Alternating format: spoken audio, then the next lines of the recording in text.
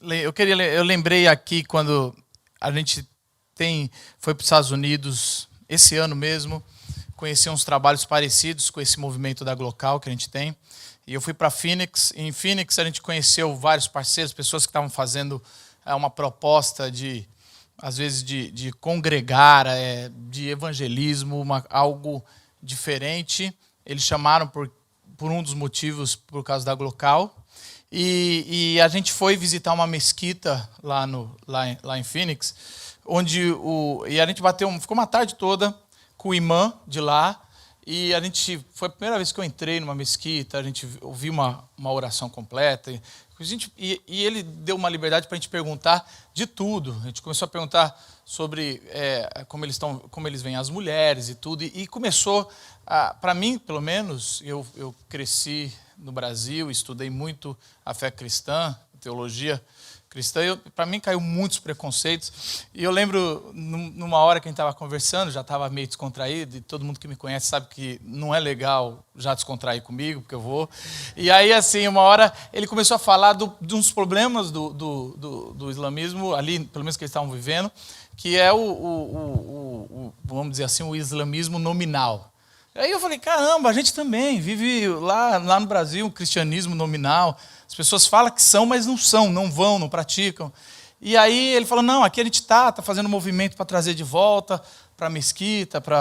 E aí eu perguntei para ele, mas o que você está fazendo para conseguir voltar aos desigrejados? Eu lembro direitinho que ele virou para mim, não vou contar meu segredo para um pastor. Aí ali eu senti que a gente já estava na mesma vibe, eu falei, legal, e eu vi que ele tinha o mesmo problema que a gente que não gosta de ir para a igreja, gente decepcionada com a estrutura, com coisas assim, e aquilo caiu para mim, e é mais ou menos dessa história que foi muito gostoso a gente passar aquele dia lá, que me veio muito desse tipo de conversa, esse tipo de diálogo, porque as pessoas não entendem direito por que a gente faz isso, e eu quero explicar para você. Primeiro, eu quero dar 2 motivos que não é porque que a gente já chamou a líder do candomblé, a gente já chamou também budismo e outros. A gente faz isso não é porque a gente acredita que todos os caminhos levam a Deus. Aliás, muito pelo contrário, eu tenho certeza que o Átila acredita no que ele acredita. Aliás, esse negócio de que não importa, o que importa é você ter sua fé. Isso é papo de professor universitário que não acredita em nada. Então, o que ele faz? Geralmente, quem não acredita em nada quer aliviar a mensagem falando que basta cada um. E eu não estaria aqui, e toda a nossa turma não estaria aqui, fazendo um esforço tremendo para pagar um teatro, porque acredita que qualquer coisa, qualquer fé, isso não é de quem tem fé. Quem tem fé acredita na sua fé. Então, Marcos, peraí, se você está falando que não é por isso que você chama, por que é? Então tem o segundo motivo que também não é por isso. Porque hoje, se cada fezes, né, vale o que for, você importa a sua fé, o movimento que está chegando no Brasil, isso começou, não sei se começou, mas na Europa está muito forte, não é ético você compartilhar sua fé e tentar argumentar sobre a sua fé. Isso a gente também não acredita. Aliás, se nós acreditamos que a nossa fé é verdadeira, se o Átila acredita que a fé dele é verdadeira, o que ele precisa fazer é falar. Quanto mais gente não estiver enganado no escuro, melhor. Marcos, agora eu não estou entendendo mesmo. Assim, eu já estava pensando que isso aqui era meio negócio assim, meio universitário, meio vale tudo. Não é. A gente faz isso porque a mãe da ignorância é a violência. Aliás, a mãe da violência é a ignorância.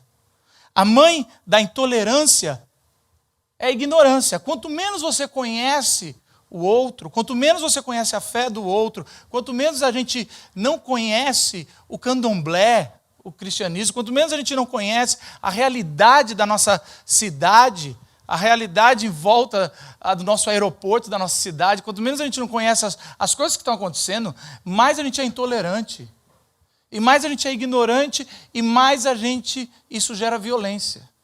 E ainda mais nesse ano que a gente está vivendo discursos de violência, numa plataforma de...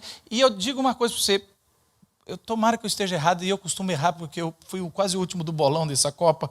Tudo que eu sou um profeta presbiteriano, não acerto uma. Tá? Assim, isso eu assumo. Assim, eu vou com convicção e erro direto.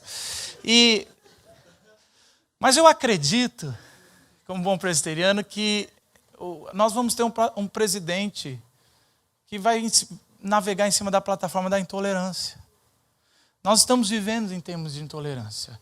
As pessoas querem julgar logo, as pessoas querem... Aliás, é por isso que a gente vive cada vez mais com os chamados pessoas que gostam de Jesus, que amam a Jesus, mas não querem mais ir em igrejas, não topam mais igreja. E a gente cada vez mais...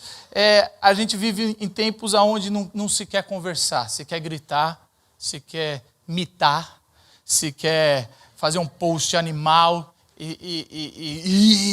sabe assim? Você não quer ouvir, você quer gritar no final. Esse é o grande diálogo que a gente tem interreligioso ou político. E eu estou convicto de que quanto mais você tem certeza da sua fé, menos você quer brigar. Quanto mais certo você tem da sua fé, da verdade, mais diálogo você tem. Meu filho está com 3 anos, pitoquinho de gente, e não é judeu, mas ontem fez circuncisão. A gente, coitadinho, passou a noite com dor, deu dó. E ele está nessa fase de querer brigar comigo. E no olho dele, esses dias que ele me puxou para um rola, ele fala assim, eu vou ganhar de você. Eu falo, e uma hora, sabe aquela coisa de pai? Eu falo, não, filho, você sabe que você não ganha de mim, né? A gente brinca, mas a hora que vai para valer... E ele falou, não, eu ganho sempre de você. Eu ganho de você. Eu não sou tão bom, mas assim, para um menino de 3 anos eu ganho, mas assim... E aí a gente estava naquele rola. Agora você imagine que meu filho me desafiando, falando que ganha de mim, uma hora eu começo a me enfesar e eu fico irritado, eu falo, moleque, eu vou te ensinar uma lição. Aí eu caio em cima dele, começo a esmagar, torço o braço dele, ele chora, eu levanto e falo, aprendeu quem é que é mais forte? O que vocês diriam de um pai desse? Que ridículo, como você é inseguro, infantil. É isso que muitas vezes nós fazemos com a nossa religião. A gente discute a fé como alguém mimado que tem medo e quer provar que pode torcer e quer oprimir alguém do candomblé, jogando que a gente é maioria, a gente é 30% já da população. Que orgulho é esse? A gente já tem bancada lá na política. Que orgulho é esse? Que coisa idiota. Porque a gente não cresceu, a gente se mimou. Os evangélicos são mimados. Quando você brinca você falou aí na história que vocês eram chamados do povo da palavra, a gente também. A gente é chamado de crente, a gente também já foi. Agora hoje a gente é chamado de tudo quanto é coisa. E a gente fica procurando outros nomes para, sabe assim, quem suja o nome na praça e quer arranjar um outro nome. Assim, eu sou protestante, eu não sei. Mas até protestar está pegando mal, então assim, eu não sei com a camiseta do Brasil, não sei. E aí a gente vai, eu não sei o que eu sou mais, a gente vai mudando os nomes. Eu queria encerrar nossa fala. Eu ouvi uma história muito interessante sobre as consequências da fé cristã, né, dessa fé que a gente vai que traz maturidade. Um professor de uma universidade grande nos Estados Unidos, ele contou uma história, eu vi esses dias, isso eu gostei, veio na minha cabeça. Ele conta uma história que ele pergunta para os alunos dele, e ele conta uma história de uma mulher que está andando com suas joias, com dinheiro bem grande, numa cidade à noite, e ele dá uma possibilidade dizendo assim, 3 coisas sobre essa história. Você está lá, então você está vendo essa senhora andando com as joias dela, com muito dinheiro, e você sabe que ela não vai te reconhecer se você roubar essas joias dela, ninguém vai te ver, e por algum motivo nessa cidade, nessa circunstância, não é ilegal roubar uma velhinha indefesa. Não é ilegal, isso não tem problema nenhum você fazer isso. E esse professor pergunta para os alunos, vocês roubariam essa mulher? A grande parte dos alunos fala, não roubaria, não. E aí o professor fala, por que você não roubaria? E dá 3 motivos para os alunos escolherem. Primeiro, porque você se sentiria menos honrado. Falar assim, se eu fizesse isso eu ia me rebaixar a algo mínimo, e aí minha honra cortaria. Segundo motivo, porque você falaria, gente, coitado dela. Se eu fosse ela, eu não gostaria que alguém viesse muito mais forte e me arrancasse tudo. Eu tenho mãe dessa idade, você está doido? Não, eu percebo que eu, no lugar dela, não faria isso. Não faria. Terceiro motivo, qualquer outro motivo que você não faria. A maioria dos alunos desse professor escolhe o segundo motivo. Eu não faria porque eu me coloco no lugar dela. No Oriente, a honra, e toda a história da humanidade, a honra sempre foi o mais importante. O número 1 do motivo sempre foi o mais importante. Quem estabeleceu esse negócio de amar o próximo como a si mesmo, ter misericórdia, foi um cara chamado Jesus. E o que ele fez, não importa se você acredita ou não, ele muda a história de um mundo. Todo o Ocidente é mudado da sua cosmovisão, e daria para falar muitas coisas, mas principalmente nós, mesmo que ninguém estiver olhando, se você teve uma educação no Ocidente clara, você vai ver que você não faria isso com alguém que está indefeso. Muitas pessoas na história se autodeclararam divinas. Muitas. Mas poucas, mas a maioria dessas não foi reconhecida pelas pessoas como divinas. Pouquíssimas pessoas foram consideradas pelas pessoas divinas. Viveram uma vida tão boa, tão diferente, que eles falaram, esse cara não é humano, esse cara é divino. Buda, Maomé, Jesus, pessoas que realmente tinham um brilho especial. Poderia pôr mais 1 ou 2 pessoas. Pessoas falavam, você não é, você é divino. E apenas uma dessas pessoas falou, é verdade, eu sou divino. Só uma vez isso coincidiu. Pessoas declarando divindade e a pessoa reconhecendo. Os outros não. Eu até conversando com Átila, Mohammed falou, jamais isso, na religião islâmica, isso é blasfêmia. Se você vai adorar alguém.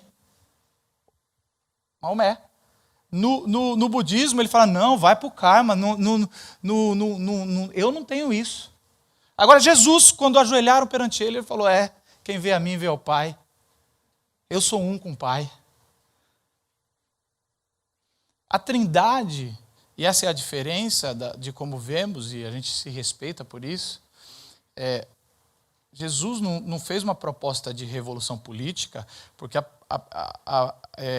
a proposta dele não é instrutiva, é substitutiva. Ele veio substituir nós como pecadores. Ele acreditava que instruir já não era mais suficiente, porque nós não conseguiríamos. Então, já que a gente não consegue, ele deu a vida para que a gente possa. Eu gostaria muito que, no fim das contas, a gente no céu falasse, Átila, e aí, Alá, falasse Deus, falasse, vocês ficavam brigando, eu estava ali o tempo todo me revelando. Tem uma coisa que não importa quem você acredita, se você não acredita em Jesus, se você não acredita em Maomé, se você tem um ponto em comum em tudo, e aí assim eu quero encerrar. Deus não precisa de ninguém para se revelar. Se você duvida do que eu estou falando, de que Jesus é o Senhor, se você duvida do que o Átila está falando, faz uma coisa, eu quero desafiar isso para a gente sair daqui. Fala, ora hoje, para lá o nome que você quiser, lá o nome que você quiser, pegou mal, né? Que eu joguei para o seu time. Para o nome que você quiser, e faça essa oração. Senhor, se tu existe, se revela a mim. Faça. E no que ele se revelar, siga essa religião. Como eu não tenho dúvida, eu sei quem vai aparecer para você essa noite. Vamos baixar a cabeça e eu quero respeitar todas as fés e que a gente possa fazer a nossa oração.